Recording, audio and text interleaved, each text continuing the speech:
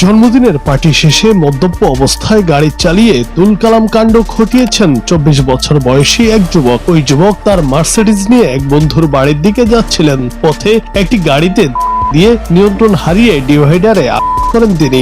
এতে পুলিশ তাকে থামানোর চেষ্টা করলে তিনি কর্তব্যরত এক কনস্টেবলকে দিয়ে গাড়ির বনেটে তুলে নিয়ে প্রায় ৮০০ মিটার পথ এঁকে বেঁকে গাড়ি চালিয়ে আতঙ্ক সৃষ্টি করেন।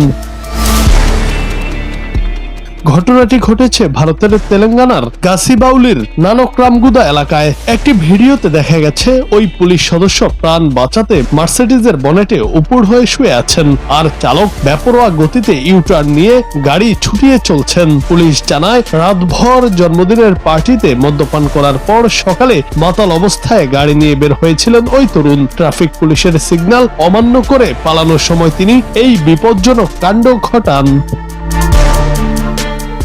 অভিযুক্ত চালককে ইতিমধ্যে আটক করা হয়েছে এবং তার বিরুদ্ধে কঠোর আইনি ব্যবস্থা নেওয়া হচ্ছে বলে জানিয়েছে পুলিশ।